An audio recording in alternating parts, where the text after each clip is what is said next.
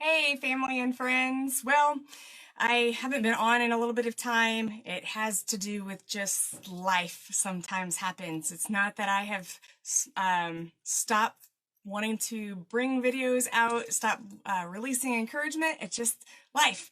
Does life ever hit you? Life has hit me for a little bit. So, basically, what I have been pondering about for quite some time, and if you've heard me release any sermons or anything, I've talked about how many astronomically the wide vast number of promises there are in the Bible, and that if you took all the promises in the Bible and you just focused on one promise per day, it would take you 9.79 years to get through all of them. So my goal is not to go through all 5,467, I think that's the number, of promises, but just to start going through them. What would it look like? How would my life change?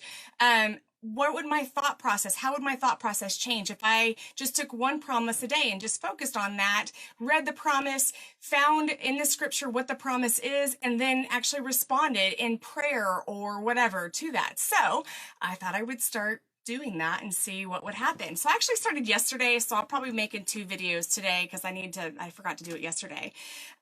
So the first one here is from Chronicles chapter 16, verse 27, and I'm going to be reading it from the Amplified version. I did list it in the information there, but it says, "Splendor and majesty are found in his presence. Strength and joy are found in his place," or his sanctuary. And so I kind of just pondered on some of those words, and I really just felt like joy and strength were the things I needed to focus on. And so the promise that I pulled from that is there is joy and rejoicing in God's presence. And then the prayer that I crafted from it was just this. And so I included that. You can make your prayer whatever you want your prayer to be. You can focus on whatever part of the scripture makes you happy. But for me, here's what I said to the Father. I read the scripture.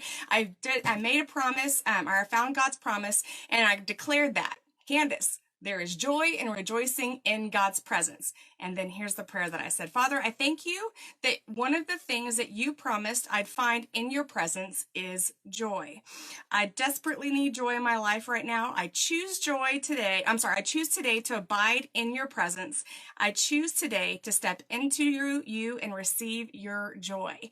And so, it's not like it has to be this really great, amazing things, but what would that change? How would your day change if you just found one promise from God and chose to receive that? Because sometimes we think that the promises of God are way out there for everyone else except for you, for me, whatever. And so if you take those and you try to just incorporate it, and so just think about it this way.